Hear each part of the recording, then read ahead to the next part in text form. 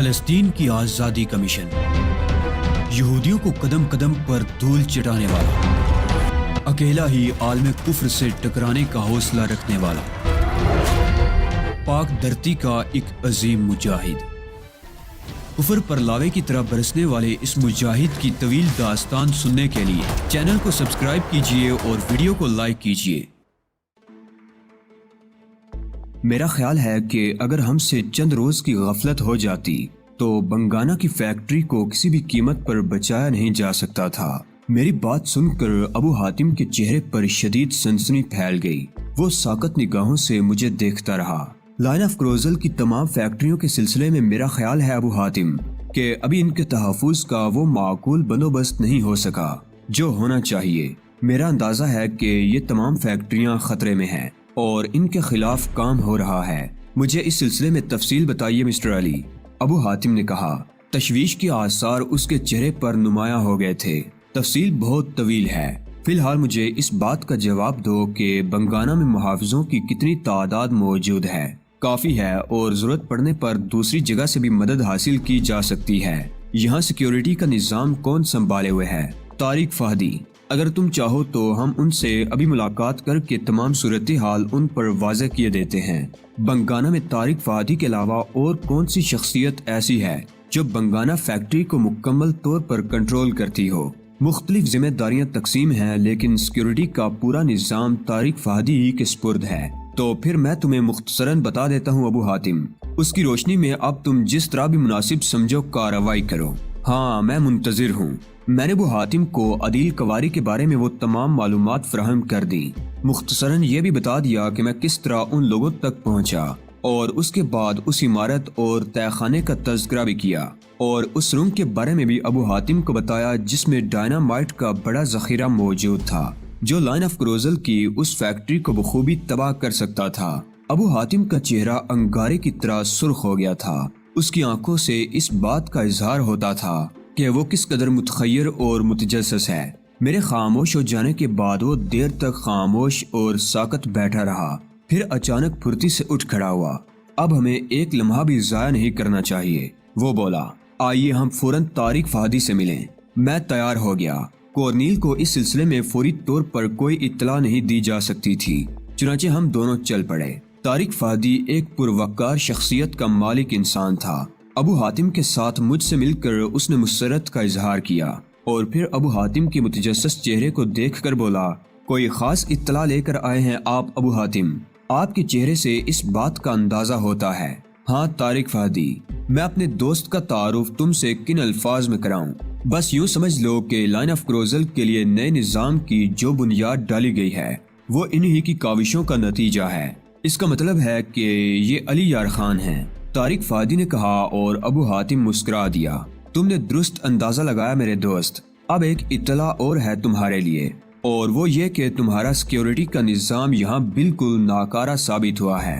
اوہ، میری بدقسمتی ہے یہ، لیکن کیسے؟ جواب میں میری سنائی ہوئی کہانی ابو حاتم نے مختصراً طارق فہدی کو سنا دی۔ طارق کی کیفیت بھی ابو حاتم سے مختلف نہیں ہوئی تھی۔ وہ دیر تک سناٹے میں رہا، پھر اس نے پھیکے سے لہجے میں کہا، تب تو واقعی مجھے اپنے عہدے سے مستعفی ہو جانا چاہیے۔ میں بالکل نااہل ثابت ہوا ہوں۔ میرے بھائی، عہدے سے بعد میں مستعفی ہونا، پہلے ان لوگوں کے لیے کوئی مناسب کارروائی کرو۔ یقیناً مسٹر علی، مجھے اس سلسلے میں مکمل تفصیلات بتائیے اور ان لوگوں کے بارے میں بھی جن سے آپ روشناس ہو چکے ہیں۔ میں نے عمارت کے بارے میں تفصیلات اسے فراہم کر دی۔ ڈریگی، ڈیوڈ ہارڈ، ایلٹ وغیرہ کی نشاندہی بھی میں نے کر دی اور اس ٹرک کے بارے میں بھی تفصیلات بتا دی جس میں مجھے چھپا کر یہاں لایا گیا تھا۔ طارق فہدی ضروری پوائنٹ نوٹ کرتا جا رہا تھا۔ اس کے بعد اس نے کہا، یہ میری رہائش گاہ ہے، یہاں ہم 9 افراد رہتے ہیں جن میں مجھے اپنی ایک بیوی، ایک بیٹی اور 2 بیٹوں پر مکمل اعتماد ہے۔ اس کے علاوہ یہاں جو شخص بھی موجود ہے اسے فوری طور پر اس عمارت سے نکال کر اس علاقے میں پہنچا دیا جائے جہاں ہم ان کی چھان بین کریں گے۔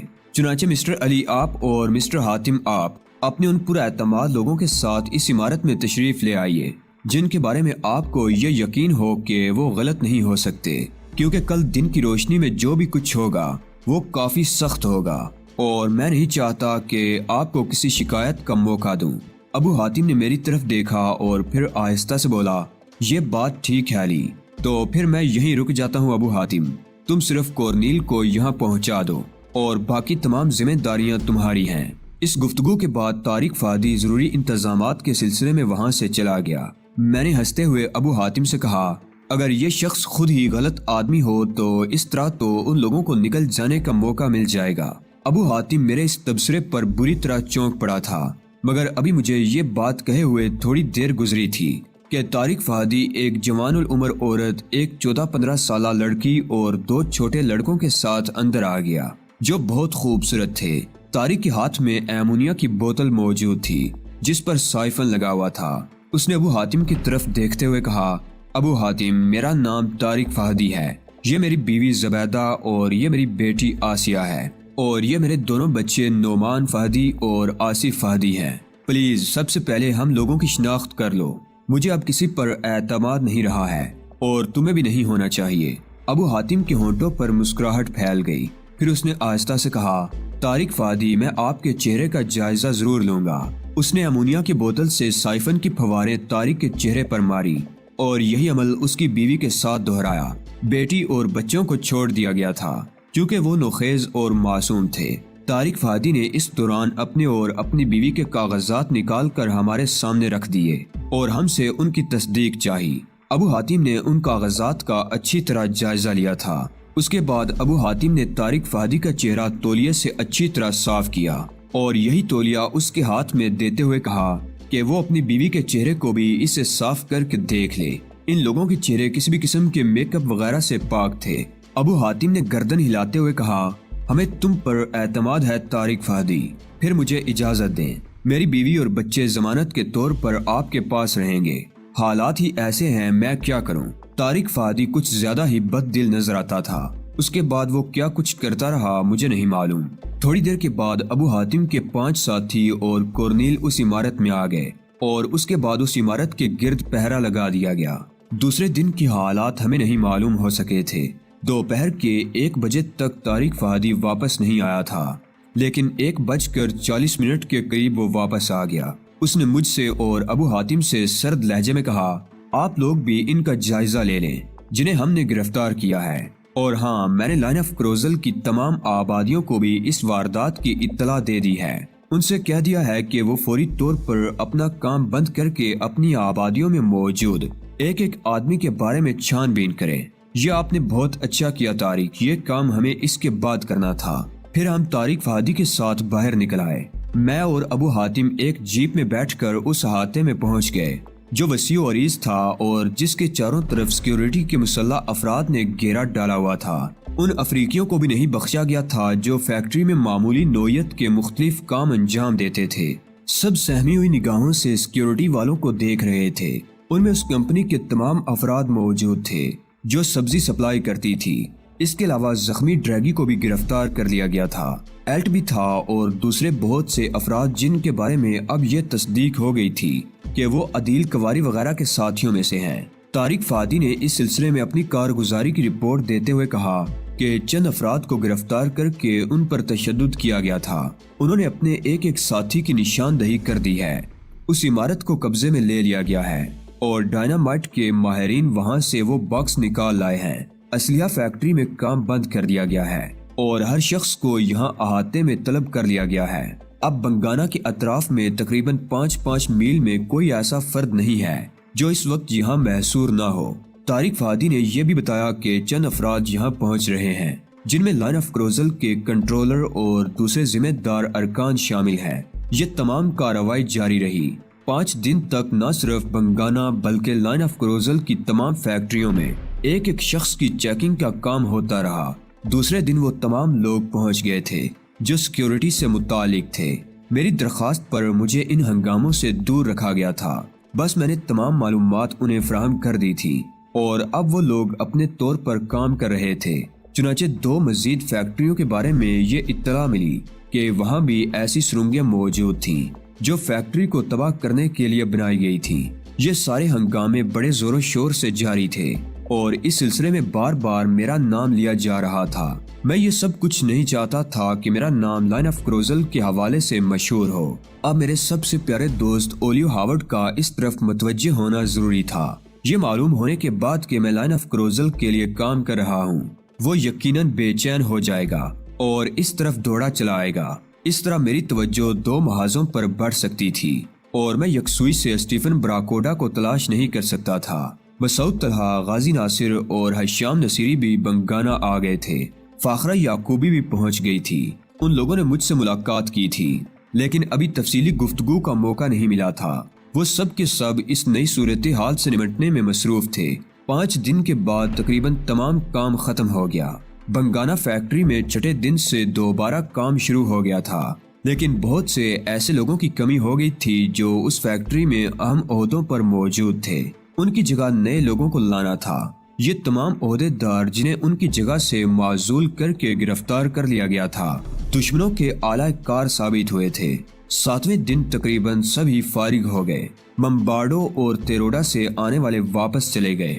اسی رات بنگانا کی ایک خوبصورت عمارت میں مجھے رات کے کھانے پر مدعو کیا گیا اور میں کورنیل کے ساتھ وہاں پہنچ گیا۔ ایک بڑے سے ہال میں گنے چنے افراد موجود تھے، میرے تمام شناسا طارق فہدی اور ابو حاتم وغیرہ بھی۔ فاخرہ یعقوبی نے پرجوش انداز میں میرا استقبال کیا اور میرے حوالے سے ایک تعارفی تقریر بھی کر ڈالی۔ تقریر کے بعد اس نے تمام حاضرین اور لائن آف کروزل کے اہم عہدے داروں کی جانب سے میرا شکریہ ادا کرتے ہوئے کہا، لائن آف کروزل کے کنٹرولر آپ سے ملنا چاہتے تھے علی یار، لیکن ہم نے سوچا کہ ہماری ناکامیوں پر سرزنش ہمیں آپ کے سامنے نہ کی جائے، چنانچہ ہم نے آپ کو ان سے دور رکھا۔ اب آپ ہمیں بتائیں کہ آپ کا آئندہ پروگرام کیا ہوگا اور ہمارے لیے آپ کے احکامات کیا ہیں۔ فاخرہ کے بیٹھ جانے پر میں نے کہا، یہاں مجھے جو عزت دی جا رہی ہے اور جس انداز میں میری تعریف کی گئی ہے، البتہ آپ سب کی محبت اور بے پایہ خلوص نے مجھے بے حد متاثر کیا ہے، میں اسے کبھی نہیں بھول سکتا۔ اپنے آئندہ پروگرام کے بارے میں یہی کہوں گا کہ میرا مشن ہی یہاں اسٹیفن براکوڈا کی تلاش ہے۔ میں جب تک اس کو کیفر کردار کو نہیں پہنچا دوں گا چین سے نہیں بیٹھ سکتا۔ اس موقع پر میں یہ معلوم کرنا چاہتا ہوں کہ جن لوگوں کو گرفتار کیا گیا ہے ان کے خلاف کیا کارروائی کی گئی۔ ان سب کو تیروڈا پہنچا دیا گیا ہے اور وہاں انہیں قید کر دیا گیا ہے۔ کنٹرولر اس سلسلے میں تمام ممالک سے رابطہ قائم کیے ہوئے ہیں اور وہاں سے ان کے لیے ہدایات کا انتظار کیا جا رہا ہے۔ فاخرہ نے جواب دیا، گڈ، چلیے ٹھیک ہے، میں جانتا ہوں کہ ان کے لیے مناسب ہی فیصلہ کیا جائے گا۔ البتہ آپ لوگوں نے میری پبلسٹی کر کے اولیو ہاورڈ کو صحرائے اعظم کا سفر کرنے پر مجبور کر دیا ہے۔ یقیناً وہ یہاں پہنچے گا، میں اس سے خوف زدہ نہیں ہوں، لیکن یوں سمجھیے کہ اب مجھے 2 طاغوتی قوتوں سے مقابلہ کرنا ہوگا، یعنی اسٹیفن براکوڈا اور اولیو ہاورڈ۔ چنانچہ اب اس سلسلے میں مجھے کچھ نئے پروگرام ترتیب دینے ہوں گے جن کے لیے میں کم از کم 15 دن کا وقت ضرور دوں گا، جیسا آپ مناسب سمجھیں۔ ہم میں سے ہر شخص آپ سے ہر وقت تعاون کرنے کے لیے تیار ہے۔ ہم اندازہ لگا چکے ہیں علی کہ آپ کی رہنمائی کے بغیر ہمارے لیے کچھ کرنا ممکن نہیں ہے، چنانچہ میں تجویز پیش کرتی ہوں کہ اس بار آپ اپنے لیے کوئی الگ پروگرام ترتیب نہ دیں، بلکہ ہم سب کو بھی اپنے ساتھ رکھتے ہوئے منصوبے کے کام کا آغاز کریں۔ ہم آپ کی ماتحتی میں کام کرتے ہوئے خوشی محسوس کریں گے۔ اس موضوع پر ہم دوسری میٹنگ میں گفتگو کر لیں گے۔ میں نے کہا، یقیناً کیا یہ بہتر نہیں ہوگا اب کھانے کی طرف توجہ دی جائے؟ غازی ناصر نے مسکراتے ہوئے کہا اور تمام افراد اٹھ کھڑے ہوئے۔ یہ سب کھانے کی میز پر جا بیٹھے۔ کھانے کے دوران بھی مختلف موضوعات پر گفتگو ہوتی رہی۔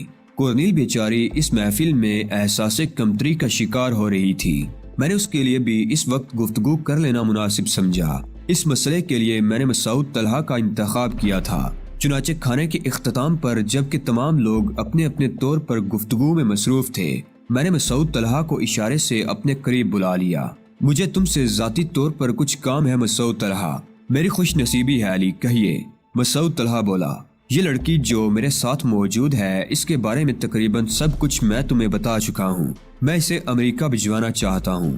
مطمئن رہیے بآسانی یہ کام ہو جائے گا۔ نہیں مسعود، جتنا آسان تم سمجھ رہے ہو یہ اتنا آسان کام نہیں ہے۔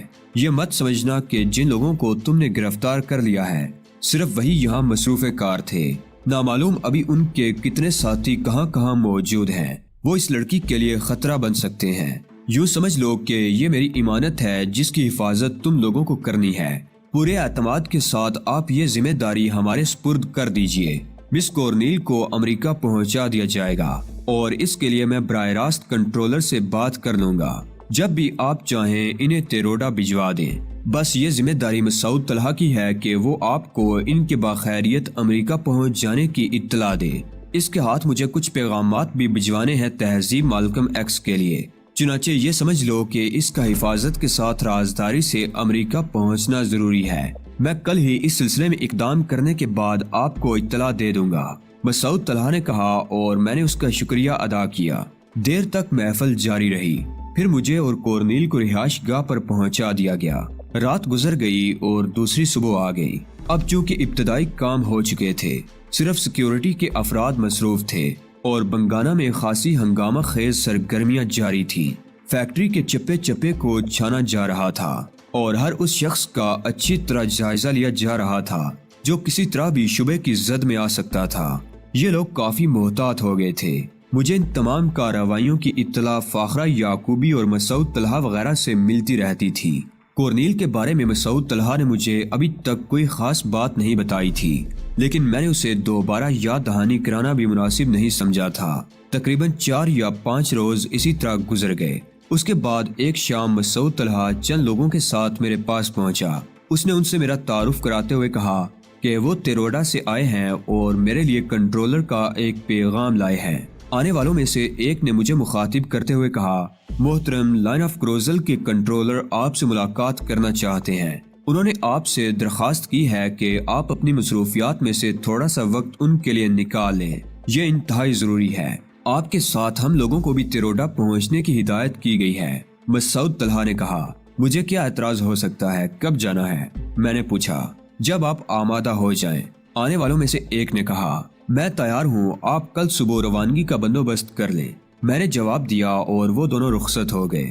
دوسرے دن صبح کو ایک لینڈ روور مجھے اور کورنیل کو لے کر چل پڑی۔ ہمیں بنگانا کے مشرقی حصے میں لے جایا گیا، جہاں ایک ہیلی پیڈ بنا ہوا تھا۔ ہیلی پیڈ پر جدید مسافت کے 3 بڑے ہیلی کاپٹر کھڑے ہوئے تھے، جن کے گرد بے شمار افراد پہرا دے رہے تھے۔ تمام لوگ ہیلی کاپٹروں پر سوار ہو گئے اور ہم ٹیروڈا چل پڑے۔ کورنیل کے چہرے پر عجیب سے تاثرات تھے۔ ہیلی کاپٹر ٹیروڈا پہنچ گئے اور افریقہ کے اس حیرت انگیز شہر میں ہمارا استقبال لائن آف کروزل کے کنٹرولر نے کیا۔ انہوں نے بڑی گرم جوشی سے مجھ سے مصافحہ کیا اور اپنے ساتھ کھڑے ہوئے افراد کا تعارف کرانے لگے۔ پھر مجھے کنٹرولر کی خصوصی رہائش گاہ پر لے جایا گیا، جہاں کچھ گھنٹے آرام کرنے کے بعد مجھے میٹنگ روم میں طلب کر لیا گیا۔ ایک لمبی چوڑی میز پر بے شمار افراد بیٹھے ہوئے تھے۔ ان میں میرے شناسہ بھی موجود تھے، یعنی غازی ناصر، فرحاد سلامہ وغیرہ، اور لائن آف کروزل کے لیے کام کرنے والے وہ تمام لوگ جو نمایاں حیثیت کے حامل تھے۔ کنٹرولر نے میٹنگ کا آغاز کرتے ہوئے کہا کہ علی یار خان پاکستان کا وہ نوجوان ہے جس نے صرف محبت اور اخوت کی بنیادوں پر اپنی زندگی اربوں کے مفاد کے لیے وقف کر دی ہے۔ کنٹرولر نے میرے بارے میں حاصل شدہ معلومات کے تحت اپنی تقریر میں کہا، پاکستان ہمارا برادر ملک ہے اور آج بھی ہماری تاریخ میں وہ تمام واقعات بدلی ہوئی شکلوں میں موجود ہیں جو مسلمانوں کا ترائے امتیاز رہے ہیں۔ کہیں بھی کسی بھی جگہ مذہب اسلام سے وابستہ لوگ ایک دوسرے کی تکلیف سے ناآشنا نہیں رہتے اور ایک دوسرے کے دکھ درد کا اسی طرح احساس رکھتے ہیں جس طرح ایک بھائی دوسرے بھائی کے لیے رکھتا ہے۔ علی یار خان کو پاکستان کا نمائندہ سمجھا جا سکتا ہے، گو ان کی حیثیت سرکاری نہیں ہے۔ میں جانتا ہوں کہ صرف جذبہ محبت سے سرشار ہو کر کام کرنے والے اس نوجوان کو کتنے مسائل درپیش ہوں گے، لیکن اس کے باوجود اس کی ثابت قدمی قابل ستائش ہے۔ یہ کسی دعوت کے بغیر، کسی لالچ کے بغیر اربوں کے مفادات کے لیے کام کر رہا ہے۔ میں صرف اتنا ہی کہہ سکتا ہوں کہ خداوند عالم اسے اس کی ان کاوشوں کا اجر دے۔ لائن آف کروزل ہمارا وہ پہلا قدم ہے جو ہمیں بہت پہلے اٹھا لینا چاہیے تھا۔ آج تک سپر طاقتوں پر انحصار کیے بیٹھے ہیں، حالانکہ یہ ایک ٹھوس حقیقت ہے کہ ہمارے یہ نام نہاد دوست کسی بھی قیمت پر مسلمانوں کے دوست نہیں ہو سکتے۔ اسلام ہی ایک ایسی قوت ہے جس سے وہ روز اول سے خوف زدہ رہے ہیں۔ ان سب کی مشترکہ کاوشیں یہی رہی ہیں کہ اسلام کو نقصان پہنچاتے رہیں۔ آج اگر کوئی ہماری دوستی کا دعویٰ کر کے آگے بڑھتا ہے تو اس کے پس پردہ سچائی نہیں ہوتی، بلکہ کچھ کاروباری مفادات انہیں اس بات کے لیے اکساتے ہیں اور وہ ہمدردیوں کی آڑ میں ہم سے دولت بٹورتے ہیں۔ اس زمن میں انہیں مورد الزام ٹھہراتے ہوئے ہمیں اپنی کوتاہیوں پر بھی نظر ڈالنا چاہیے۔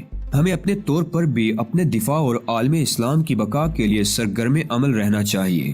آپس کے اختلافات ختم کر کے بھائی چارے کی فضا قائم کرنی چاہیے اور دنیا بھر میں موجود مسلمانوں کو ایک آواز بن کر ابھرنا چاہیے۔ خداوند عالم ہمیں اپنے خیالات کو عملی جامہ پہنانے کی توفیق عطا فرمائے۔ لائن آف کروزل میں ہونے والا کام مشرق وسطیٰ کے تمام چھوٹے بڑے ملکوں کی مشترکہ کاوشوں کا نتیجہ ہے، اور ہم یہاں متحد ہو کر جو کچھ کر رہے ہیں وہ آنے والے وقت کے بہترین مفاد میں ہے۔ کم از کم اسلحے کے سلسلے میں ہمیں خود کفیل ہونا چاہیے، جبکہ ہمارا دشمن اسرائیل دن رات اسلحہ تیار کر رہا ہے اور جدید ترین ٹیکنالوجی حاصل کر چکا ہے۔ اگر ہم نے لائن آف کروزل کے تحفظ کا بندوبست نہیں کیا تو ہمیں شدید نقصانات سے دوچار ہونا پڑے گا۔ مسٹر علی یار خان نے جس ذہانت سے اس سازش کو پارا پارا کیا ہے، یہ ان کے لیے کوئی لا یخل بات نہیں ہے، کیونکہ اس سے قبل بھی وہ ایسے کارنامے انجام دیتے رہے ہیں۔ میں نے ذاتی طور پر خراج عقیدت پیش کرتا ہوں۔ علی یار خان صاحب، ہم نے اپنے طور پر جس قدر ممکن ہو سکتا تھا لائن آف کروزل کی ان فیکٹریوں کا تحفظ کرنے کی کوشش کی ہے، لیکن یہ احساس ہو چکا ہے ہمیں کہ ہم مکمل طور پر اس میں کامیاب نہیں ہوئے ہیں۔ ہم آپ سے ایسی تجاویز چاہتے ہیں جن کی بنیاد پر ہم ان کا مناسب تحفظ کر سکیں۔ کیا آپ اس سلسلے میں ہماری رہنمائی کر سکیں گے؟ سوالیہ نگاہیں میری جانب اٹھ گئی تھی۔ میں نے چند لمحات سوچنے کے بعد ٹھہرے ہوئے لہجے میں کہا، دراصل مجھے اس طلبی کے بارے میں کوئی علم نہیں تھا کہ یہ کس سلسلے میں ہے، اس لیے فوری طور پر اس سلسلے میں کوئی تجویز پیش کرنا میرے لیے ناممکن ہے۔ مجھے بھی اس پر سوچنے کا موقع دیا جائے۔ اس کے علاوہ جناب علی، لائن آف کروزل کی کسی فیکٹری کو آج تک میں نے اندر سے دیکھا بھی نہیں ہے، اور نہ ہی مجھے یہ تفصیلات معلوم ہے کہ ان کے تحفظ کے لیے کیا بندوبست کیا گیا ہے، لیکن میری رائے ہے کہ فیکٹری میں کام کرنے والوں کو ہر طرح کی جانچ پڑتال کے بعد اس میں داخل ہونے کا موقع دیا جائے۔ نیز ایسی مشینیں حاصل کی جائیں جو کسی بھی قسم کی بارودی قوت کا جائزہ لے سکیں۔ باہر کی دنیا میں ایسی لاتعداد چیزیں موجود ہیں جو اس قسم کی سازشوں کا پتہ چلا سکتی ہیں۔ لائن آف کروزل کے ترتیب کنندگان کو اس سلسلے میں جس قدر بہتر معلومات حاصل ہیں، میں ان سے محروم ہوں۔ جیسا کہ میں نے اپنے معزز دوستوں کی معرفت عرض کر دیا تھا کہ لائن آف کروزل کے لیے موساد کے لاتعداد ایجنٹوں کے علاوہ ایک بین الاقوامی مجرم اسٹیفن براکوڈا کی خدمات حاصل کی گئی ہیں۔ چنانچہ میری اولین خواہش یہی تھی کہ پہلے اسٹیفن براکوڈا کو نیست و نابود کر دیا جائے تاکہ صحرائے اعظم میں ان کارروائیوں کا ہیڈ کوارٹر ختم ہو جائے۔ یہاں بے شمار ایسے ماہرین موجود ہیں جو میری اس نشاندہی کے بعد صورتحال کا جائزہ لے کر اپنے طور پر زیادہ مؤثر انداز میں کام کر سکتے ہیں۔ بہتر ہے کہ اس کے لیے انہیں ہی زحمت دی جائے۔ مجھے امید ہے کہ اسے میری معذرت نہیں سمجھا جائے گا، بلکہ جو کچھ میں عرض کر رہا ہوں اسے حقیقت تصور کیا جائے گا۔